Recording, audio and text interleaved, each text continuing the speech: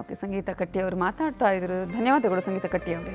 ನಾಳೆ ಸಂಜೆ 4:30ಕ್ಕೆ ಎಸ್ ಜಾನಕಿಯವರ ಅಂತ್ಯಕ್ರಿಯೆ ನೆರವೇರಿಸಲಾಗುತ್ತೆ. ಮೈಸೂರಿನ ತೋಟದ ಮನೆಯಲ್ಲಿ ವಿಧಿವಿಧಾನವನ್ನು ನೆರವೇರಿಸಲಾಗುತ್ತೆ. ಅವರಿಗೆ ಇಷ್ಟ ಇದ್ದಿದ್ದವರೇ. ಜೊತೆಗೆ ನಾನಾಗಲೇ ಹೇಳ್ತಾ ಇದ್ದೆ, ಅಂದರೆ ತನ್ನ ಕೊನೆಯ ಸಂಗೀತ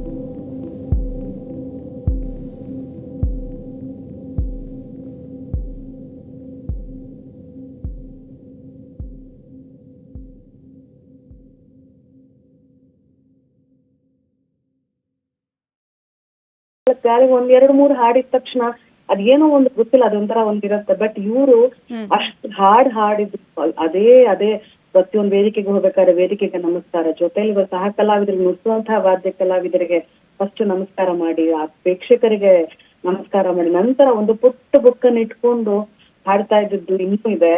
ನಿಜವಾಗ ಆ ಸರಳತೆ ಎಲ್ರಿಗೂ ಬರಲ್ಲ, ಯಾರಿಗೂ ಬರಲ್ಲ.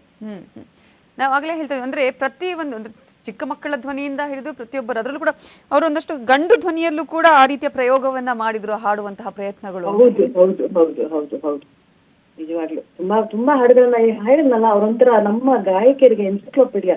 ಅವ್ರ ಹಾಡುಗಳನ್ನ ಎಲ್ಲಾ ರೀತಿಯ ಹಾಡುಗಳು ಇಂಥದ್ದು ಹಾಡಿಲ್ಲ ಅನ್ನೋದಲ್ಲ, ಮಾದಕ ಗೀತೆ ಆಗಿರ್ಬೋದು, ಒಂದು ಜಗಳಗಂಟೆ ಹಾಡಾಗಿರ್ಬೋದು, ಮೆಲಡಿ ಭಾವಗೀತೆಗಳು ಎಷ್ಟು ಚಂದ ಹಾಡಿದ್ರೆ, ದೀಪವು ನಿನ್ನದೆ ಗಾಳಿಯು ನಿನ್ನದೆ, ಹೌದು ಅದ್ಭುತವಾದ ಗಾಯಕಿ. ಒಂಥರ ಒಂದು ಒಂದು ಒಂದು ಎಸ್ ಪಿ ಬಾಲಸುಬ್ರಹ್ಮಣ್ಯಂ ಸತ್ತಾಗ ಒಂದು ಅರ್ಧ ಸಂಗೀತ ಲೋಕ ಇದಾಗಿತ್ತು, ಇವತ್ತು ಪೂರ್ತಿ ಮಟ್ಟದ್ದು ಆಯ್ತು ಅಂತ ಹೇಳ್ಬೋದು. ನಿಜ. ನೀವು ಅವರನ್ನ ನೋಡಿದಂತಹ ಸಂದರ್ಭದಲ್ಲಿ ನಿಮ್ಮ ಜೊತೆ ಅವರು ಯಾವ ರೀತಿಯಾಗಿರ್ತಾ ಇದ್ರು? ಯಾಕಂದ್ರೆ ಪ್ರತಿಯೊಬ್ಬರಿಗೂ ಕೂಡ ಒಂದೊಂದು ರೀತಿಯ ಅನುಭವವನ್ನ ಕೊಟ್ಟಿದ್ದಾರೆ ಅವರು ಅವರ ಜೊತೆಗಿದ್ದಂತಹ ಸಂದರ್ಭದಲ್ಲಿ. ಯಾಕಂದ್ರೆ ಪ್ರೀತಿಯಿಂದ ನೋಡೋದ್ರ ಜೊತೆಗೆ ಒಂದಷ್ಟು ರೀತಿ ನಾವು ಇವರನ್ನ ನೋಡಬೇಕು, ಇದನ್ನ ನಾನು ನನ್ನ ಜೀವನದಲ್ಲಿ ಅಳವಡಿಸ್ಕೊಳ್ಬೇಕು ಅನ್ನುವಂತ. ಖಂಡಿತ ನನ್ಗೆ ಅವ್ರ ಜೊತೆ ನಂಗೆ ಮುಂದೆ ಹಾಡಿ ಸುಮಾರು 2 ಗಂಟೆಗಳ ಕಾಲ ಅವ್ರ ಜೊತೆ ಹಾಡ್ಲಿಕ್ಕೆ ಅವಕಾಶ ಮಾಡಿಕೊಟ್ಟಿದ್ದು ಅಥಣಿ ಮಠ, ಮೋಟಗಿರಿ ಅಥಣಿ ಮಠದಲ್ಲಿ. ಅವ್ರ ಮುಂದೆ ಅವರಿಗೆ ಒಂದು ಗಾನ ಕೋಗಿಲ ಪ್ರಶಸ್ತಿಯನ್ನು ಕೊಟ್ರು. ಆಗ ಅವರ ಹಾಡುಗಳನ್ನ ಅವ್ರ ಮುಂದೆ ಹಾಡ್ಲಿಕ್ಕೆ ಅವಕಾಶ ನನಗೆ ಸಿಕ್ಕಿತ್ತು. ಅವಾಗ ಪೂರ್ಣವಾಗಿ ನನ್ನ ಪಕ್ಕದಲ್ಲೇ ಕೂತ್ಕೊಂಡು ದೀಪವು ನಿನ್ನದೇ ಹಾಡು, ಈ ಹಾಡು ಎಷ್ಟು ಚೆನ್ನಾಗಿದೆ ಇಲ್ಲಿ ನನ್ಗೆ ಗೊತ್ತೇ ಇರ್ಲಿಲ್ಲ, ಇಷ್ಟು ಅದ್ಭುತವಾಗಿದೆ ಈ ಹಾಡು, ನಮ್ಮ ನೀವೇ ಹಾಡ್ರು, ಗೊತ್ತು ನನ್ಗೆ, ಅಷ್ಟು ಚೆನ್ನಾಗಿ ಹಾಡ್ತೀಯ ನೀನು, ಎಲ್ಲ ತುಂಬಾ ಆ ವಾದ್ಯ ಕಲಾವಿದರನ್ನು ಎಷ್ಟು ಚೆನ್ನಾಗಿ ನೋಡ್ತೀರಪ್ಪ ನೀವುಗಳೆಲ್ಲ, ಎಷ್ಟು ಅದೊಂಥರ ಹೇಳಲಿಕ್ಕೆ ಗೊತ್ತಾಗ್ತಿಲ್ಲ. ಅಂಡ್ ಹಾಡಿ ಪ್ರೋಗ್ರಾಮ್ ಆದ್ಮೇಲೆ ಅಮ್ಮ ನಿಮ್ ಒಂದು ಫೋಟೋ ತೆಗೆಸ್ಕೋಬೇಕು, 2 ಕೈನಲ್ಲಿ ಬಾಚಿ ಇವತ್ತು ಹಾಕಿದ್ದೀನಿ ಆ ಫೋಟೋನ, 2 ಕೈನಲ್ಲಿ ಬಾಚಿ ತದ್ದಿ ಒಳ್ಳೇದಾಗ್ಲಿ, ಎಲ್ಲ ಚೆನ್ನಾಗಾಗು, ಯಾವ್ದೇ ಕಾರಣಕ್ಕೆ ಸಂಗೀತವನ್ನ ಮಾತ್ರ ಬಿಡಬೇಡ ಅಂತ ಹೇಳಿ ಆ ಬಹಳ ಅದೃಷ್ಟ ಮಾಡ್ತೀನಿ. ಆ ಹಾಡನ್ನ ಒಂದ್ಸಲ ನಿಮ್ಮ ಗೀತ ನಮನವನ್ನ ಸಲ್ಲಿಸಬಹುದಾ? ಓ ದೀಪವು ನಿನ್ನದೇ. ಹೌದು. ದೀಪವು ನಿನ್ನದೇ ಗಾಳಿಯು ನಿನ್ನದೇ, ಆರದಿರಲಿ ಬೆಳಕು, ಕಡಲು ನಿನ್ನದೇ ಹಡಗು ನಿನ್ನದೇ, ಮುಳುಗದಿರಲಿ ಬದುಕು, ದೀಪವು ನಿನ್ನದೇ ಗಾಳಿಯು ನಿನ್ನದೇ, ಆರದಿರಲಿ ಬೆಳಕು.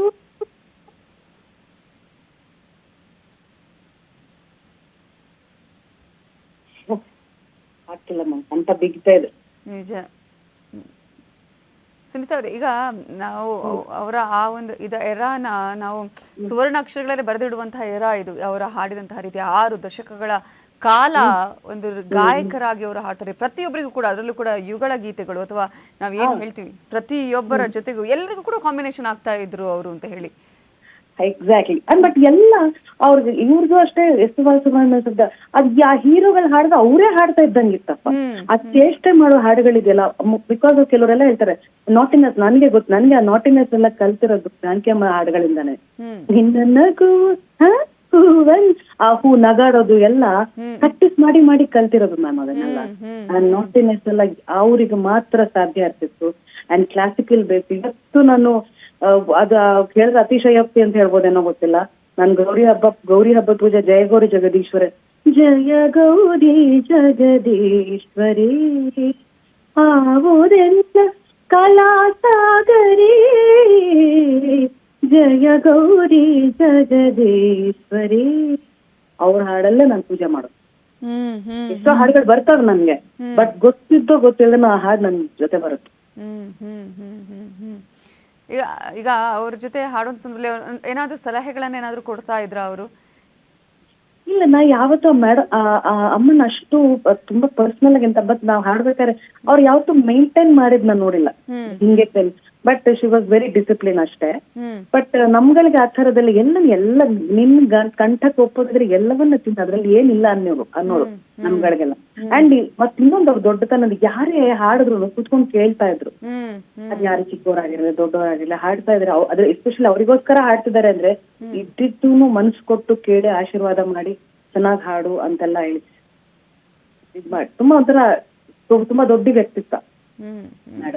ಆಮೇಲೆ ಈಗ ರೇಡಿಯೋಗಳಲ್ಲಿ ಫಸ್ಟ್ಗೆಲ್ಲ ಈ ಟಿವಿ ನೋಡೋದಕ್ಕಿಂತ ಮುಂಚೆ ರೇಡಿಯೋಗಳಲ್ಲಿ ಬಂದಿದ್ದಾಗ ಎಷ್ಟೋ ಹಾಡುಗಳು ಆ ಚಿತ್ರಗೀತೆಗಳು ಅಂತ ಹೇಳಿ ಬಂದಂತ ಸಮಯದಲ್ಲಿ ಇವರೇ ಹೆಸರೇ ಬರೋದು, ಎಸ್ ಜಾನಕಿ ಅವರು ಹಾಡಿದ ಹಾಡು ಅನ್ನುವಂತಹ ಹಾಡುಗಳನ್ನೇ ಕೇಳಿ ಕೇಳಿ ಕೇಳಿ. ಹೌದು ಹೌದು. ಅಲ್ಲ ಹಂಗಿತ್ತು ಅವ್ರ ಮತ್ತೆ and she was very blessed. ಅತ್ಯದ್ಭುತವಾದ ಗೀತೆಗಳು ಸಿಕ್ಕಿದೆ ಅವ್ರಿಗೆ. ಬಾನಲ್ಲು ನೀ ಹುವಿಯಲ್ ಒಮ್ಮೆ ನಿನ್ನನ್ನು ಕಣ್ತುಂಬ ಕಾಣುವ ಎಲ್ಲಿರು ಜೊತೆಯಾಗಿ ಹಿತವಾಗಿ ಜೊತೆಯಲ್ಲಿ ಎಲ್ಲ ಯಾವ ಹಾಡ್ಬೇಕು, ನಗು ಎಂದಿದೆ, ಇದೆಲ್ಲ ಅವ್ರಿಗೆ ಹೇಳ್ ಮಾಡ್ಸಿದ ಗೀತೆ. ಅಂಡ್ ಅಷ್ಟು ಅದ್ಭುತವಾಗಿ ಅದನ್ನ ಅವರು ಮಾಡ್ಕೊಟ್ಟಿದ್ದಾರೆ.